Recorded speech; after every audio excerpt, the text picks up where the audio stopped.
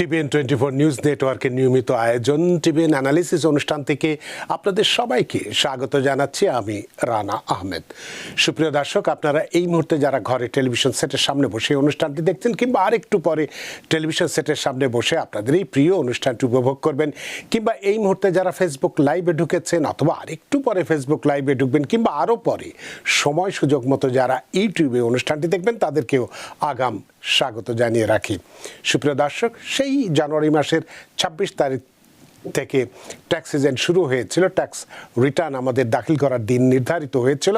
দেখতে দেখতে জানুয়ারি, ফেব্রুয়ারি, মার্চ, এপ্রিলের যেটা আমরা জানি 15 তারিখে শেষ তারিখ, একদমই শেষ তারিখ, কিন্তু সেটিও প্রায় শেষের পথে। অর্থাৎ আজকে যদি 7 তারিখ হয়ে থাকে আর মাত্র 7 দিন বা 8 দিন হাতে রয়েছে, অর্থাৎ একদম শেষের দিকে আমরা এই ট্যাক্স মৌসুমের শেষের দিকে পৌঁছে যাচ্ছি বা গেছি। যারা এখনও ট্যাক্স রিটার্ন জমা দেননি তাদের কি কি বিকল্প রয়েছে, আর যারা ইতিমধ্যে জমা দিয়েছেন ট্যাক্স রিটার্ন, তারা এই বছরের কর বা ট্যাক্স রিটার্ন থেকে কি কি শিখেছেন, এই বিষয়টি আজকে আমাদের আলোচনার বিষয়। অর্থাৎ শেষ মুহূর্তে ট্যাক্স দৌড়, যারা ট্যাক্স ফাইল করেননি তারা এখন কতটুকু প্রস্তুত, আজকের এটি আলোচনার মূল বিষয়বস্তু। সুপ্রিয় দর্শক, এই বিষয়ের বাইরে যাদের ট্যাক্স বা আর্থিক বিষয়ে যদি কোনো প্রশ্ন থেকে থাকে, সেই প্রশ্নগুলো করবার জন্যে আমাদের টেলিভিশন স্ক্রিনে যে টেলিফোন নম্বরটি ভেসে উঠেছে, তারপরেও আমি বলে দিচ্ছি 6463079828, এই নম্বরে ফোন করতে পারেন। কিংবা যাদের ফোন করতে খুবই অসুবিধা হয় তারা আমাদের ফেসবুকেও প্রশ্ন রাখতে পারেন, আমরা সবগুলো প্রশ্নের উত্তর দেওয়ার চেষ্টা করব। এবং ইত্যকার এই সমস্ত বিষয়ে আলোচনা করবার জন্য আমাদের স্টুডিওর সঙ্গে সংযুক্ত হয়েছেন আমাদের সকলের প্রিয়জন, প্রিয় মানুষ, প্রিয় মুখ, প্রিয় অ্যাকাউন্ট্যান্ট জনাব পারভেজ কাজী, IRS এনরোলড এজেন্ট, ফাউন্ডার এবং CEO কাকাতো এজেন্সি। জনাব পারভেজ কাজী, আপনাকে স্বাগত। ধন্যবাদ রানা ভাই, ধন্যবাদ টিভিএন এর অগণিত দর্শক শ্রোতা যারা আমাদের সাথে এই মুহূর্তে সংযুক্ত হয়েছেন অথবা পরবর্তীতে সংযুক্ত হবেন। আপনাকে অসংখ্য ধন্যবাদ জানি। একদম ট্যাক্স সিজনের শেষ দিকে একদম আছে, আপনাদেরও একদম নাভিশ্বাস অবস্থা, সারাদিনই কর্মক্লান্তি, ব্যস্ততা, সব কিছু উপেক্ষা করে এই রাত্রিবেলা আমাদের সাথে সংযুক্ত হয়েছেন। এবং এই শেষ মুহূর্তে, অর্থাৎ শেষ মুহূর্তে ট্যাক্সের যে দৌড়, ঝাপাঝাপি শুরু হয়ে গেছে। এবং যতদূর আমি জানি যে 164 মিলিয়ন মানুষের ট্যাক্স দেবার কথা, সেক্ষেত্রে 50%-এর কিছুটা বেশি মানুষ এই 3-4 মাসে ট্যাক্স রিটার্ন দাখিল করেছেন।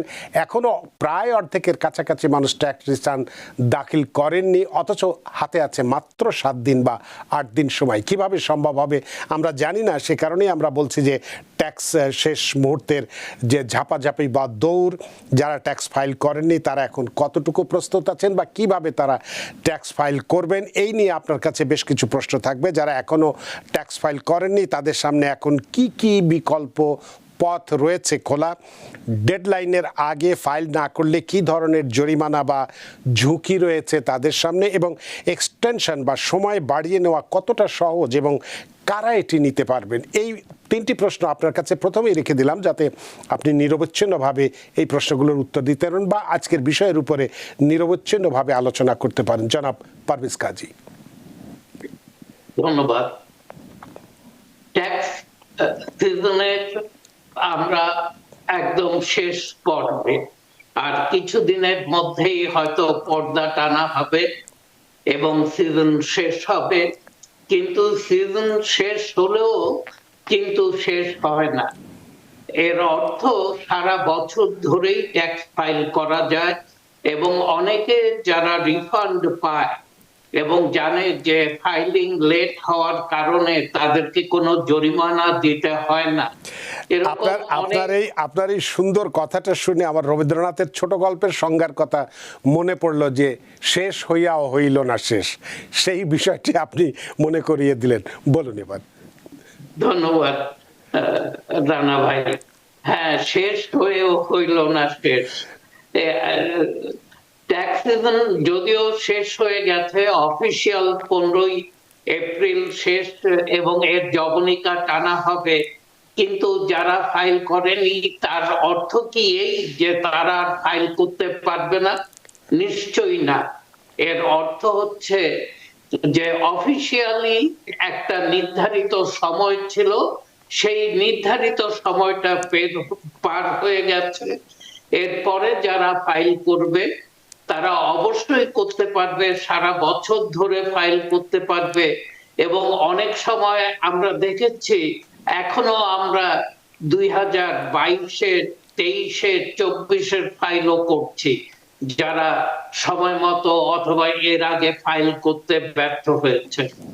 তবে ভয়ের বিষয়টা হচ্ছে যারা আইআরএস কে ফাইল করে পে করতে হবে তাদেরকে আমরা সব সময় হুঁশিয়ার করি, বলে থাকি যে যারা রিফান্ড পাবে তারা যদি ফাইলিং এ দেরি করে তাদের কিন্তু কোনো জরিমানা নেই, কিন্তু যারা ফাইল করে পে করতে হবে তাদের জরিমানা দিতে হবে। এবং দু ধরনের পেনাল্টি চার্জ করে থাকে, একটা হচ্ছে ফাইলিং লেট পেনাল্টি, আরেকটা হচ্ছে পেইং লেট পেনাল্টি। এবং এই দুটোর পার্থক্যটা অনেক সময় অনেকের কাছে একটু পরিষ্কার না। ফাইলিং লেট পেনাল্টি কিন্তু অনেক হাই দেন পেইং লেট পেনাল্টি। আজকেই একজন আমাকে ফোন করেছিল, আমার এক ট্যাক্স পেয়ার, সে বলছিল পারভেজ ভাই আমি জানি আমাকে ফাইল করলে প্রায় $5-6 হাজার পে করতে হবে, কিন্তু আমার কাছে এই মুহূর্তে $500 দেওয়ার মতো পর্যন্ত অবস্থা নেই, অতএব আমি ফাইল করছি না, আপনি এক্সটেনশন করে দেন আমার জন্য একটা। এখানে ভাই দুটো ভুল করছে। একটা হচ্ছে ওনার কিন্তু সব ডকুমেন্টস রেডি টু ফাইল, উনি ইচ্ছা করলে ফাইল টাইমলি করতে পারেন, ওনার এক্সটেনশন চাওয়ারও কোনো দরকার নাই। হ্যাঁ, পেমেন্ট উনি করতে পারবেন না সেটা ভিন্ন বিষয়। ওর জন্যই যেটা বলছিলাম যে ফাইলিং লেট পেনাল্টি থেকে বাঁচতে হলে উনার উচিত হবে, উনাকে যেই পরামর্শটা দিলাম যে উনার উচিত হবে এসে ফাইলটা 15ই এপ্রিলের আগেই যেন উনি করে ফেলেন। তো সেক্ষেত্রে আপনি তাকে পরামর্শ দিলেন 15ই এপ্রিলের আগে জমা দিতে এবং যাতে জরিমানা দিতে না হয়, কিন্তু উনি বলছেন যে ওনার হাতে অর্থ নেই। সেক্ষেত্রে কি বিকল্প কোনো রাস্তা আছে যে আমি হয়তো অল্প কিছু দিলাম বা ইনস্টলমেন্ট নেওয়ার কোনো সুযোগ আছে? জি, এই কারণে এই কথাটা বলা যে পেনাল্টি কিন্তু দুই ধরনের, একটা হচ্ছে ফাইলিং লেট পেনাল্টি, আরেকটা হচ্ছে পেইং লেট পেনাল্টি। এবং আমাকে বুঝতে হবে কোন পেনাল্টিটা হায়ার। ফাইলিং লেট পেনাল্টি অনেক বেশি দেন পেইং লেট, অতএব উনি যদি অন টাইম ফাইল করে তো যেই বড় পেনাল্টিটা উনাকে বহন করতে হতো সেটা কিন্তু আর করতে হলো না। উনি ছোট্ট একটা পেনাল্টি এখনো ক্যারি করবেন, সেটা হচ্ছে পেইং লেট পেনাল্টি। আবার এক্সটেনশন অনেকে বলে থাকে যে তাহলে এক্সটেনশন ফাইল করলেই তো হলো, উনাকে ফাইল না করে যে উনি লেটে পে করবে এবং লেটে ফাইল করবে। এখানেও আমাদের একটু ভুল বুঝাবুঝি আছে। পেমেন্টের কিন্তু কোনো এক্সটেনশন হয় না, ফাইলিং এর এক্সটেনশন হতে পারে। এখন ধরেন আমি ফাইল করলে আমি ধরে নিচ্ছি, এস্টিমেট করছি যে আমাকে $1000 পে করতে হবে, অতএব আমি যদি এক্সটেনশন ক্লেম করতে চাই আমাকে $1000 পে করে এক্সটেনশন ফাইল করতে হবে। আমি কিছুই পে করলাম না, দো আমি জানি যে আমার $1000 ট্যাক্স লায়াবিলিটি আছে, তাহলে কিন্তু এই এক্সটেনশনের কোনো অর্থ হয় না যে আমি এক্সটেনশন ফাইল করলাম কিন্তু পে করলাম না। পেমেন্টের কোনো এক্সটেনশন হয় না, ফাইলিং এর এক্সটেনশন হতে পারে। এবং ফাইলিং এক্সটেনশন কারা নেয়? যাদের কাছে সব ডকুমেন্টস এখনো এসে পৌঁছায়নি। যেমন আমার আরেক ক্লায়েন্ট, তার দুটো এস কর্পোরেশন আছে এবং এই এস কর্পোরেশন গুলো থেকে K1 তার পার্সোনাল ফাইলে আসছে, কিন্তু ওই এস কর্পোরেশন গুলোর ফাইলিং কমপ্লিট না হওয়ার কারণে উনি K1 গুলো পাচ্ছেন না, অতএব উনি ফাইল করতে পারছেন না। এবং উনি যদি ফাইল করেন, উনি দেখলেন যে উনি বড়জোর হয়তো 400-500 টাকা উনি পে করবেন, অথবা 400-500 টাকা উনি রিফান্ড পাবেন। তো আমরা এই ফাইলগুলোকে বলে থাকি ব্রেক ইভেন ফাইলিং, মানে আপনি খুব সামান্য কিছু রিফান্ড পাবেন অথবা সামান্য কিছু পে করবেন। এই ফাইলটাকে আমি তাকে বললাম যে ঠিক আছে, আমি আপনার হয়ে এক্সটেনশন নিচ্ছি, আপনি যখন K1 গুলো পেয়ে যাবেন তখন এসে এই ফাইলটা করবেন। তো এখানে দেখেন ডিফারেন্সটা এই যে পেমেন্টের কোনো এক্সটেনশন হয় না, কিন্তু হ্যাঁ ফাইলিং এর এক্সটেনশন হয়। এবং ফাইলিং এক্সটেনশন আমি তখনই নিব যখন যেই ডকুমেন্টস গুলো ফাইলের জন্য প্রয়োজন সেগুলো আমার হাতে এসে পৌঁছায়নি অথবা আমি সংগ্রহ করতে পারিনি, তখনই শুধুমাত্র আমি ফাইলিং এক্সটেনশন নেব। আর এক্সটেনশন নেওয়ার আগে আমাকে একটু বেস্ট অফ মাই এস্টিমেটে বুঝতে হবে যে আমি কত টাকা ও করব আইআরএস কে। এবং আমি যদি আইআরএস কে মোর দেন 1000 ও করে থাকি, তাহলে আমাদের রিকমেন্ডেশন আপনি $1000 পে করে এক্সটেনশনটা ক্লেম করেন, ফাইল করেন। এবং এক্সটেনশন ফাইলিং খুব সহজ, যারা যেখানে ফাইল করে থাকে তারা সেই সব প্রতিষ্ঠানকে, ট্যাক্স প্রফেশনালদেরকে কল করতে পারে অথবা আমাদেরকেও কল করতে পারে। আমরা তাদের কিছু বিশেষ তথ্য নিয়ে এক্সটেনশন ফাইল করে দিতে পারবো।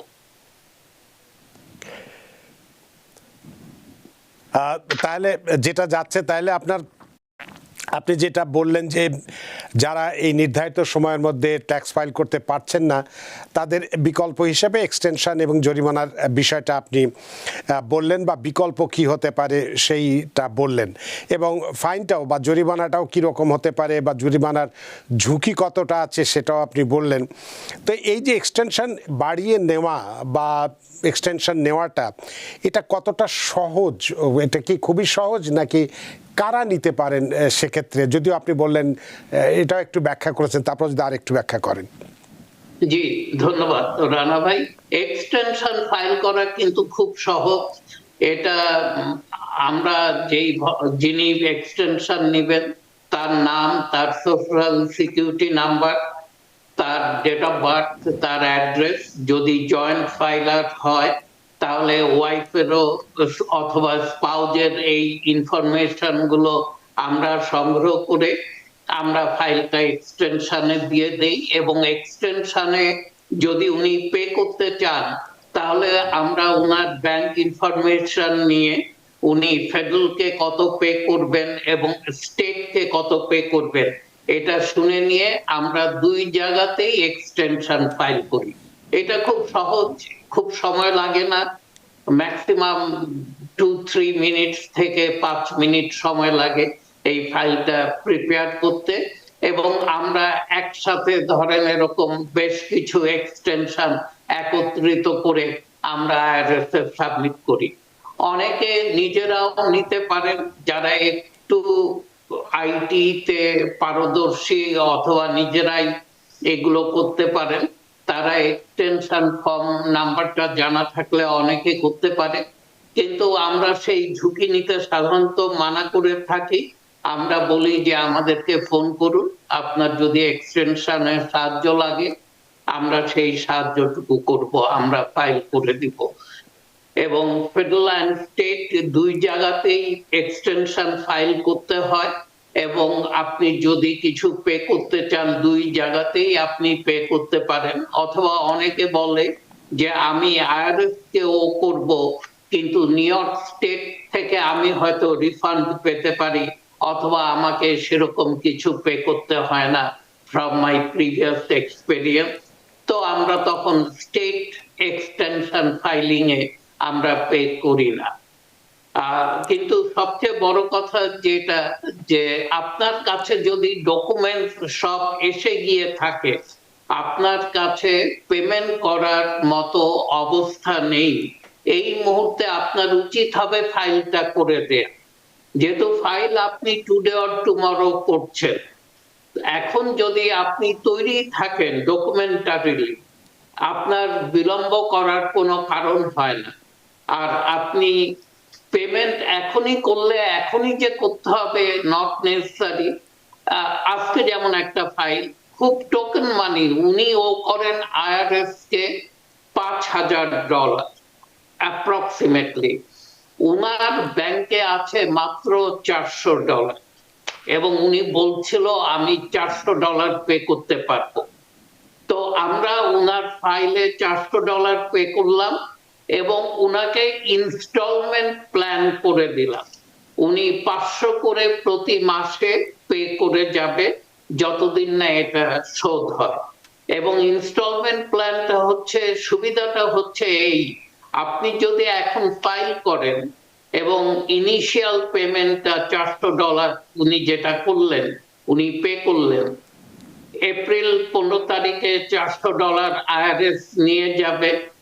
মে, জুন, জুলাই আইআরএস কিন্তু ওনার থেকে কিছু নেবে না। উনার ইনস্টলমেন্ট প্ল্যানটা কার্যকর হবে অগাস্ট, জুলাই থেকে, সরি মে, জুন, জুলাই, অগাস্ট থেকে। হ্যাঁ, এবং অগাস্ট থেকে প্রত্যেক মাসের 15 তারিখে আমি $500 দিয়ে দিয়েছি। এবং উনি বেশ খুশি, উনি বললো যে হ্যাঁ, বাই অগাস্ট আমার থিংস উইল বি ডিফারেন্ট, আমি পে করতে পারবো। এবং ইনস্টলমেন্ট আরেকটা সুবিধা হচ্ছে এই, যে মধ্যবর্তী সময়ে আপনার হাতে যদি অধিক পরিমাণ টাকা থাকে এবং আপনি যদি একসাথে লামসাম দিয়ে ইনস্টলমেন্টটাকে কমিয়ে আনতে চান, সেই সুযোগও আছে। কিন্তু যেটা নেই সেটা হচ্ছে যে আপনি একবার ইনস্টলমেন্ট করলে আপনি কিন্তু সেটাকে কোনোভাবেই আর লঙ্ঘন করতে পারেন না। আপনাকে প্রত্যেক মাসে ওই টাকাটা দিয়ে যেতে হবে। তো তাহলে সেক্ষেত্রে আমরা বলে থাকি যে আপনি মিনিমাম যেটা দিতে পারবেন সেটা দিয়ে আপনি ইনস্টলমেন্ট প্ল্যানটা তৈরি করেন, তারপর লামসাম যদি আপনি অতিরিক্ত টাকা দিতে পারেন তখন অবশ্যই দিয়ে আপনি ইনস্টলমেন্ট প্ল্যান অথবা পিরিয়ডটাকে কমিয়ে আনতে পারেন। আর এখানে বেশিরভাগ লোক একটা প্রশ্ন করে থাকে ট্যাক্স পেয়ার, যে সেটা হচ্ছে আমি যে ইনস্টলমেন্টে আছি আমাকে ইন্টারেস্ট অথবা পেনাল্টি পে করতে হবে। এটাই আপনার কাছে প্রশ্নটা করতে চেয়েছিলাম আমি। তো এই প্রশ্নটা তাহলে আপনার কাছে শুনবো। অনেকক্ষণ ধরে একজন দর্শককে লাইনে রেখেছে, তা ফোনটা নিয়ে নিই। সুপ্রিয় দর্শক কে আছে টেলিফোনে, দয়া করে নাম পরিচয় দিয়ে আপনার প্রশ্নটি করুন। হ্যালো, দর্শক কে আছেন টেলিফোনে, দয়া করে নাম পরিচয় দিয়ে আপনার প্রশ্নটি করুন। হ্যালো। হ্যালো, জি, আসসালামু আলাইকুম। ওয়ালাইকুম আসসালাম। এখনই বলবো? জি জি জি। আচ্ছা, আমার নাম রমজান আলী। জি, আমি জ্যামাইকা থেকে বলছিলাম। জি। আমার সিনারিও হলো, আমি নিজে 50,000 টাকার উপরে W2 তে মেক করছি। জি। আমার ওয়াইফের হোম কেয়ার আছে 23,000 টাকা। অল টুগেদার গ্রস ইনকাম আমাদের 73,000 টাকা। জি।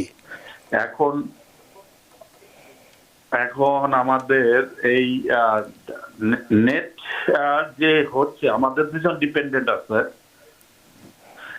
এই মুহূর্তে। ওই 23,000 টাকা এক্সামশন পাইলে আমি 53,000 টাকার ট্যাক্স দিব। জি। এখন প্রশ্ন হলো, আমরা বিগ বিউটিফুল আন্ডারে আমরা কিছু কোনো ক্রেডিট পাবো কিনা 50,000 টাকা নেট ইনকামে, নেট ইনকামে, ট্যাক্সেবল ইনকাম। এটাই আপনার প্রশ্ন? আরেকটা আছে, আরেকটা হলো আমার মেয়ে 25 বছর হয়ে গেছে। জি। সে আমার উপর ডিপেন্ডেন্ট, বাট ইয়া হয় নাই, মানে সে কিছু টাকা আর্ন করছে পার্ট টাইম। জি। এখন তার ট্যাক্স ফাইলটা কি করতে হবে মানে করলে সে ডিপেন্ডেন্ট থাইকে করতে পারবে কিনা, কারণ কিছু সে রিটার্ন পাবে, তার কিছু ডিডাকশন আছে। মানে সে যেটা ইনকাম করেছে সেটাতে ডিপেন্ডেন্ট হিসেবে আপনাদের সাথে খুব দেখাতে পারবেন কিনা, তাই তো? ওনার মেয়ের ইনকাম কত? আপনার মেয়ের ইনকাম কত ছিল? আমার মেয়ের W2-তে 11,000 টাকা। W2 11,000। জি, এই দুটাই প্রশ্ন তো? জি জি, অনেক ধন্যবাদ জনাব রমজান আলী আপনার প্রশ্নের জন্য। জনাব পারভেজ কাজী। ধন্যবাদ রমজান ভাই প্রশ্নের জন্য। প্রথমে দ্বিতীয় প্রশ্নটার উত্তর দিয়ে নেই। আপনার মেয়ে 11,000 টাকা ইনকাম এবং সে 25 বছর হয়ে গেছে বলছেন, তাই আমি বোধহয় শুনলাম। হ্যাঁ, যদি তাই হয়ে থাকে এবং মেয়ে যদি 11,000 ইনকাম হয়ে থাকে, তাহলে মেয়ে, আমার রিকমেন্ডেশন, মেয়ে আলাদা ফাইল করবে। যেহেতু সে 25 ইয়ার্স ওল্ড, সে কিন্তু কিছু আর্নড ইনকাম ক্রেডিট পাবে।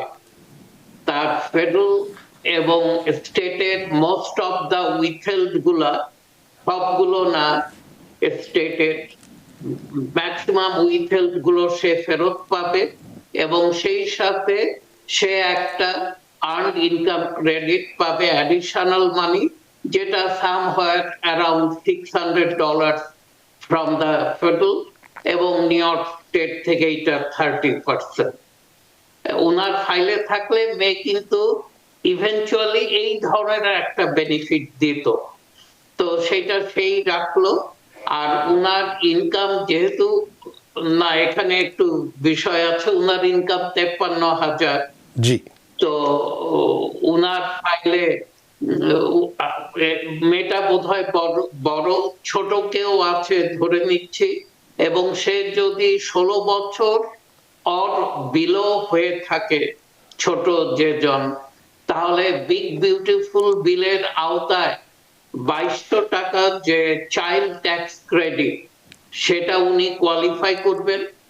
এবং সেই সাথে উনাদের যদি ওভারটাইম ইনকাম থেকে থাকে, টিপ ইনকাম থেকে থাকে, সেগুলোর ছাড়ও উনি পাবেন। তো বিগ বিউটিফুল বিল উনাকে যে খুব সরাসরি ভাবে সাহায্য করবে প্রত্যক্ষ ভাবে, এরকম আমি দেখছি না। ওনার ইনকাম 50,000, ওনার ওয়াইফের হোম কেয়ার থেকে ইনকাম 23,000, দুজনের মিলে 73,000। কিন্তু 23,000 উনি বোধহয় এক্সক্লুড করবেন বললো। হ্যাঁ, ওয়াইফের হোম কেয়ার ইনকামটা এক্সক্লুড করতে পারবে না, হয়তো বাসার কারো উনি হোম কেয়ার করেছেন সিডি প্যাপের অধীনে, আমি যেটা ধরে নিচ্ছি। তো তাহলে 53,000-ই তাদের ইনকাম থাকবে এবং সেখান 53 থেকে নয়, 50, ওনার 50। ওনার 50,000। হ্যাঁ, তাহলে 50,000-এর উপরে উনি ওই চাইল্ড যদি 16 বছরের নিচে হয়, তাহলে উনি চাইল্ড ট্যাক্স ক্রেডিট, যেটা এবছর 1,000 হওয়ার কথা ছিল, কিন্তু বিগ বিউটিফুল বিলের আওতায় এসে ওটা $2,200 হয়েছে পার চাইল্ড, ওটা উনি পাবেন। আর অন্যথায় যদি ওটাও উনি এলিজেবল না হন এবং চাইল্ড যদি 16-র উপরে হয়ে থাকে, হাই স্কুল অথবা কলেজ স্টুডেন্ট হয়ে থাকে, তাহলে 50,000 ইনকামে খুব বেশি আর্নড ইনকাম ক্রেডিট সে আনবে বলে আমার মনে হয় না। তো উনি অল্প কিছু বেনিফিট পাবেন। ধন্যবাদ রমজান ভাই, ধন্যবাদ আপনার প্রশ্নের জন্য।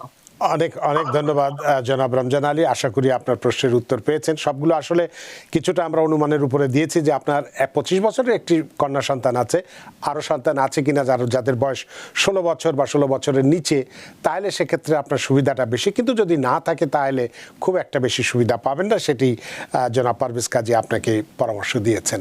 আপনার প্রশ্নের জন্য অনেক ধন্যবাদ। সুপ্রিয় দর্শক কে আছেন টেলিফোনে, দয়া করে নাম পরিচয় দিয়ে আপনার প্রশ্নটি করুন। হ্যালো। Yes, আসসালামু আলাইকুম। ওয়ালাইকুম আসসালাম। আমি পেনসিলভেনিয়া থেকে বলছি, আমার নাম হচ্ছে হুসাইন। জি, আমি W2 তে জব করি এবং আমাদের 30 to 35% ট্যাক্স দিতে হয়। জি। আমার কোনো আলাদা বিজনেস নাই, প্রাইমারি হাউসের বাইরে কোনো হাউস নাই। তো অ্যাকচুয়ালি আমি কোনো বেনিফিট পাই না, কোনো রকম রিফান্ড ভাবে পাই না বললেই চলে। আমার আম্মা আমার সাথে থাকে, একজন আমাকে পরামর্শ দিল যে তুমি তাকে হয়তো কোনো অ্যামাউন্ট পে করতে পারো, এটা তুমি হয়তো ইয়ার এন্ডে তাকে দেখাতে পারো, এবং সে আমার ডিপেন্ডেন্ট না, কারণ আমি দেখাইতে পারি না। এই ক্ষেত্রে আমার কি অপশন আছে? আমি যার মাধ্যমে ট্যাক্স ফাইল করি, সে বলে যেহেতু আমার আইটেমাইজেশনের খুব একটা সুযোগ নাই, তো স্ট্যান্ডার্ড ডিডাকশনই আমার জন্য এনাফ। এবং যদি আমি আমার মাকে ইনভলভ করতে চাই, আমাকে কি এলএলসি ওপেন করতে হবে? এলএলসি ওপেন করতে হলে আমার ক্ষেত্রে আমি এটা কিভাবে করতে পারি? Thank you. অনেক ধন্যবাদ সাইদ সাহেব। আপনি একটু লাইনে থাকবেন যদি কোনো পাল্টা প্রশ্ন থাকে আলোচকের। Sure. জনাব পারভেজ কাজী। Thank you. আমি ভাইয়ের প্রশ্নটা খুব পরিষ্কার শুনতে পারিনি। উনি বলছেন উনি W2 তে কাজ করেন হ্যাঁ। এবং উনার 30 থেকে 35% ট্যাক্স কেটে রাখা হয় এবং উনি সিঙ্গেল ফাইলার। হ্যাঁ, আপনি একটু না, আমি ম্যারেজ ফাইলার, জয়েন্ট ম্যাট ফাইল ম্যারেজ ফাইলিং জয়েন্ট। এবং কে আছে উনার সাথে বললেন? আম্মা, ওনার আম্মা। এবং আম্মাকেও উনি ডিপেন্ডেন্ট দেখাতে পারবেন কিনা এরকমও বোধহয় জিজ্ঞেস হ্যাঁ, করলেন। হ্যাঁ, হ্যাঁ, আমার একজন dependent নয়। ডিপেন্ডেন্ট নেই ওনার আম্মা। কিন্তু আম্মা থাকেন। জি জি। জি, থাকেন। তো আম্মাকে তো দেখাতে পারেন যদি আম্মার সোশ্যাল সিকিউরিটি নাম্বার থেকে থাকে এবং এইখানে যদি উনি ভ্যালিড ভিসা থেকে থাকে, তাহলে ট্যাক্স আইডি নাম্বারও বের করা সম্ভব আম্মার জন্য। আর কি কেউ আছে ওনার ফাইলে? না, যেটা আমাকে বলা হয়েছে যে এটা খুব একটা লাভ হবে না, এবং হয়তো আমার আম্মা মেডিকেট হারাবেন যদি এরকম হয়। আচ্ছা, আর আপনি এলএলসি সংক্রান্ত কি প্রশ্ন করলেন? আমার কোশ্চেন ছিল যে আমার ক্ষেত্রে আমার মানে ট্যাক্স বেনিফিটের আমি কি কি সুযোগ পেতে পারি? যেমন আমার কোনো প্রাইভেট মানে প্রাইমারি হাউসের বাড়ি কোনো হাউস নাই, এক্সট্রা কোনো বিজনেস নাই আমার জবের বাইরে। তো পুরোপুরি আসলে আমি পেমেন্ট করি, আমি আসলে কোনো ব্যাকই পাই না, বরং আমি ভয়ে থাকি যে আমাকে এক্সট্রা পে করতে হবে কিনা। কি কি সুযোগ আপনার বা ইনকাম আমি কিছু মনে না করলে ইনকাম লেভেল কত ভাই অ্যাপ্রক্সিমেটলি? আপনার ইনকাম লেভেলটা কত অ্যাপ্রক্সিমেটলি যদি বলেন? 200K plus. আচ্ছা, আচ্ছা, ধন্যবাদ ভাই, ধন্যবাদ প্রশ্নের জন্য। আপনারা ম্যারেজ ফাইলিং জয়েন্ট ফাইল করছেন, ইনকাম সামহার অ্যারাউন্ড 200K। তো আপনি স্ট্যান্ডার্ড ডিডাকশনে একটা 31,500 আপনি একটা ডিডাকশন পাচ্ছেন। তারপর যেই অঙ্কটা থেকে গেল 1,70,000, সেটা ট্যাক্সেবল। এবং এটা 3টা ধাপে ট্যাক্স হয়ে থাকে। প্রথম ধাপটা হচ্ছে 10%, তারপরের ধাপ হচ্ছে 12, তারপরের ধাপ 22, যেটা নিয়ে আমি নিজেও সব সময় আপত্তি করে থাকি যে 12 পরের স্টেপটা হওয়া উচিত হতো 15 কি 18%, কিন্তু এটা লাভ দিয়ে 22-এ চলে যাওয়ার কারণে অনেকেই একটু হায়ার ব্র্যাকেটে পড়ে এবং বড় অঙ্কের ট্যাক্স গুনতে হয়।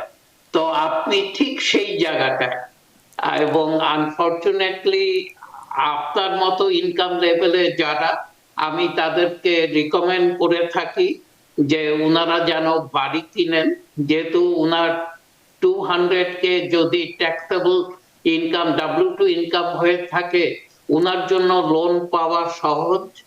এবং উনি যদি লোনে নিয়ে বাড়ি কিনতে পারে, তো মর্গেজ ইন্টারেস্ট এবং প্রপার্টি ট্যাক্স আপনি ডিডাকশন নিতে পারেন।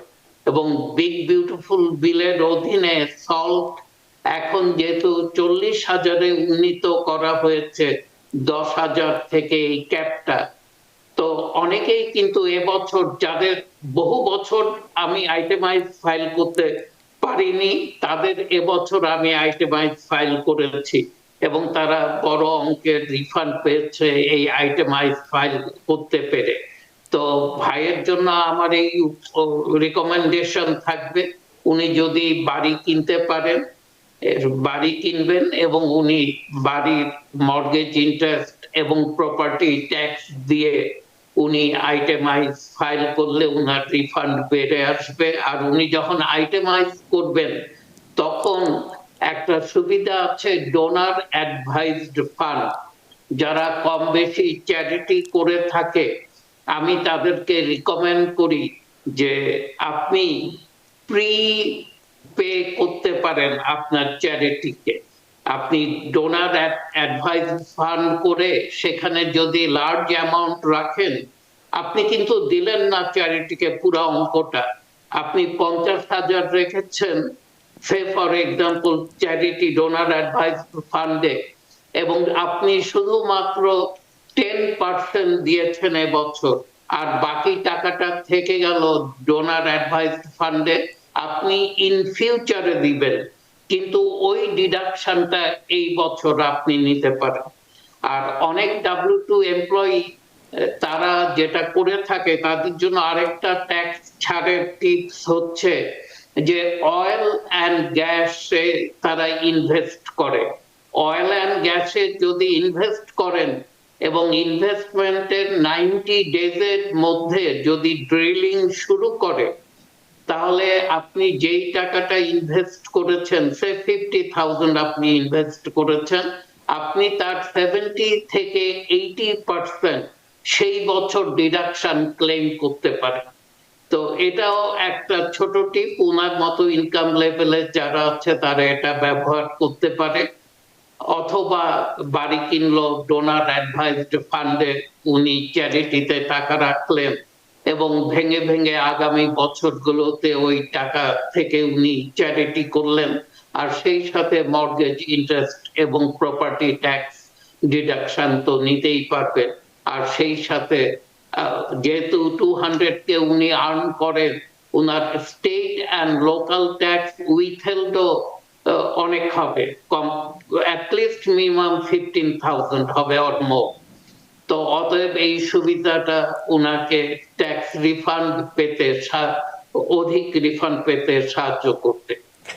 তো আপনি তো সেক্ষেত্রে বললেন ভবিষ্যতের কথা, যদি ভবিষ্যতে বাড়ি কেনেন বা যদি চ্যারিটি টাকাটা রেখে দেন, যে পরামর্শগুলো দিলেন, বা অয়েল অ্যান্ড গ্যাসে যদি ইনভেস্ট করেন, সেটা ভবিষ্যতের কথা।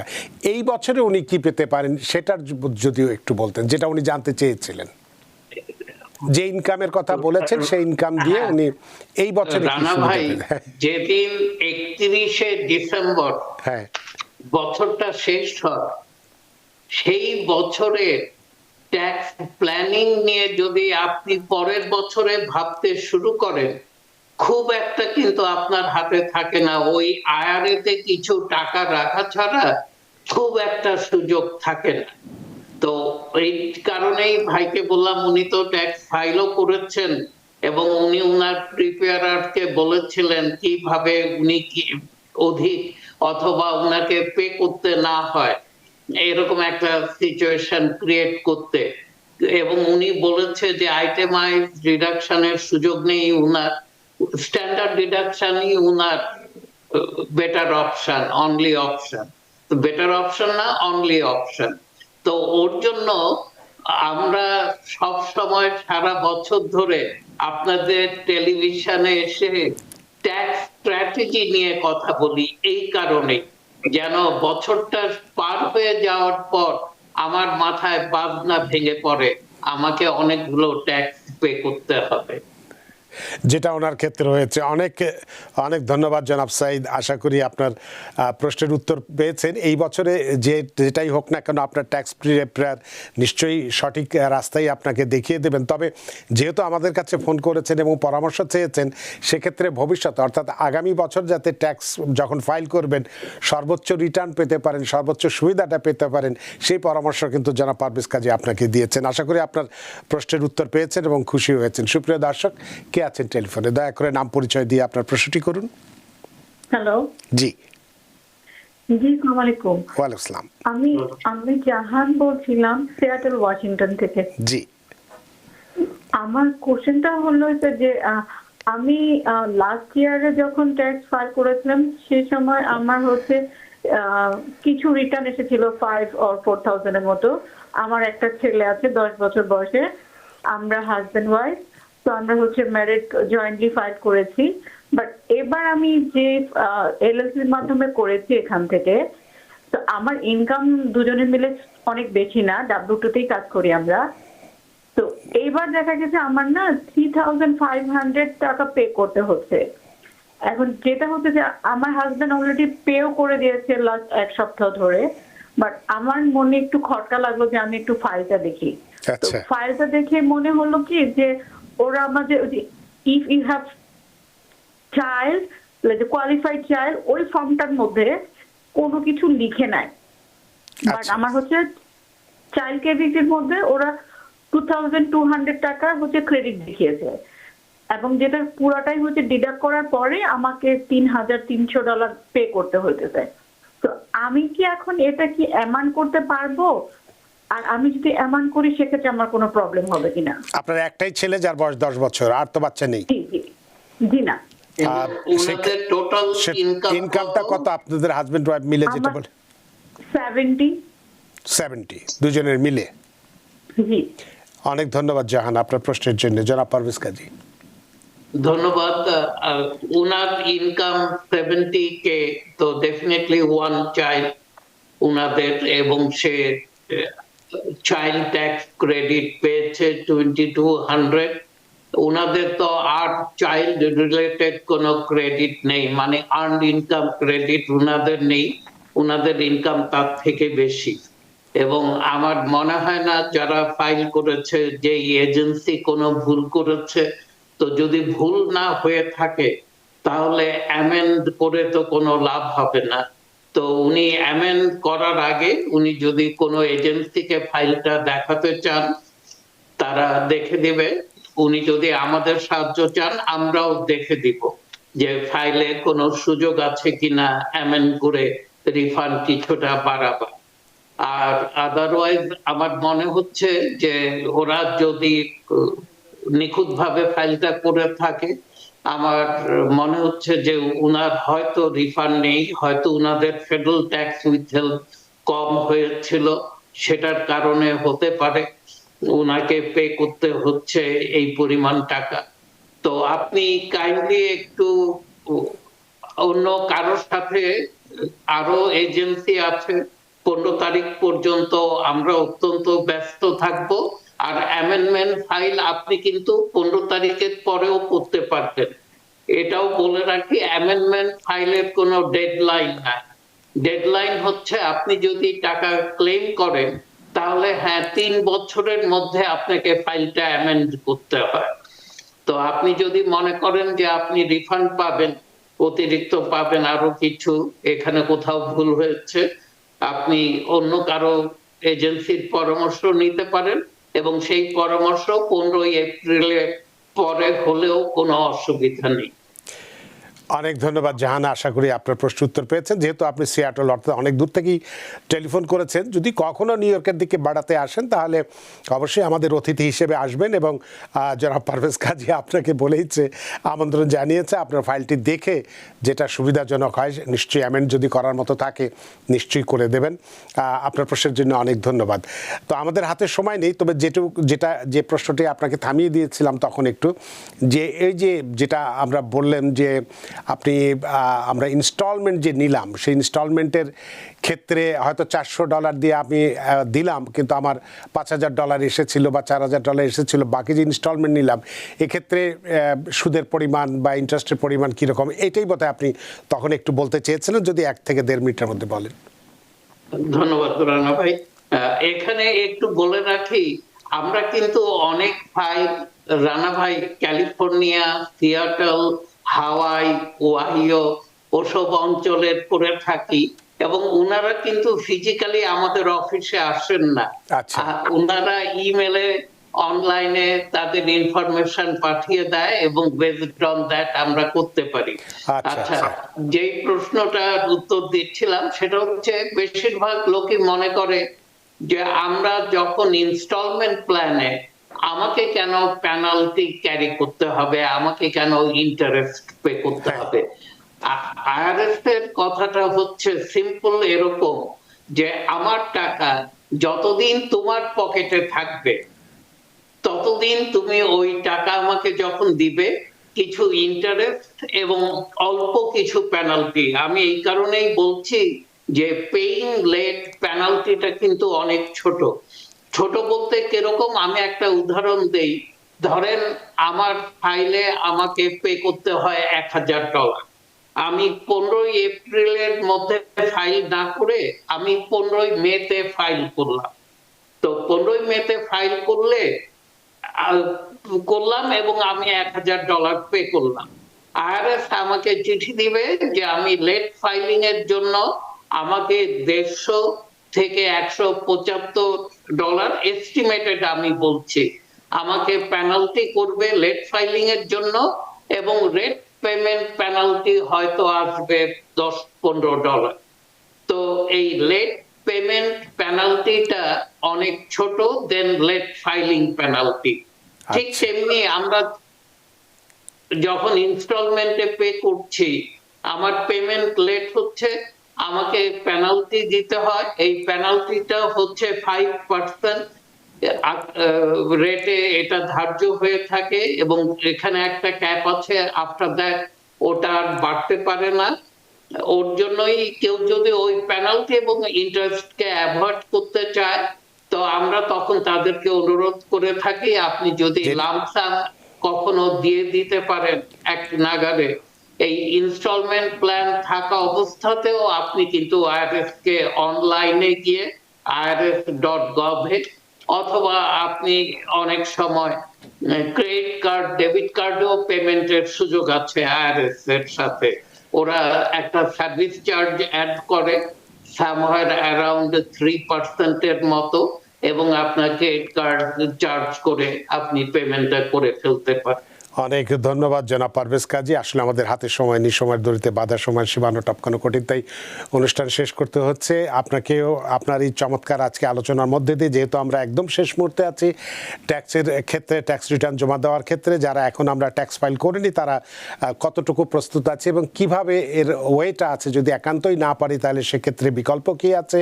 তবে বিকল্পের যে বিষয়টি আছে, এক্সটেনশন না নিয়ে আমরা যদি ট্যাক্স ফাইলটা একটা এস্টিমেটেড নিয়ে আমরা যদি ট্যাক্সটা ফাইল করে দিই এবং যে সেক্ষেত্রে যদি আমরা একটা ইনস্টলমেন্ট দিই সেটাই আমাদের জন্য উত্তম, সেই বিষয়টি আলোচনা করেছেন। সত্যি আপনার আলোচনার মধ্যে দিয়ে আমরা ঋদ্ধ এবং প্রাণিত। ধন্যবাদ রানা ভাই, ধন্যবাদ টিভিএন এর অগণিত দর্শক শ্রোতা যারা আমাকে শুনলেন। আপনাকে আবারও ধন্যবাদ। সুপ্রিয় দর্শক, নিশ্চয়ই আজকের আলোচনা আপনাদের যথেষ্ট ভালো লেগেছে। সুপ্রিয় দর্শক, যে যেখানেই থাকুন ভালো থাকুন, সুস্থ থাকুন, নিরাপদে থাকুন। থাকুন টিভিএন 24 নিউজ নেটওয়ার্কের সাথেই। শুভরাত্রি।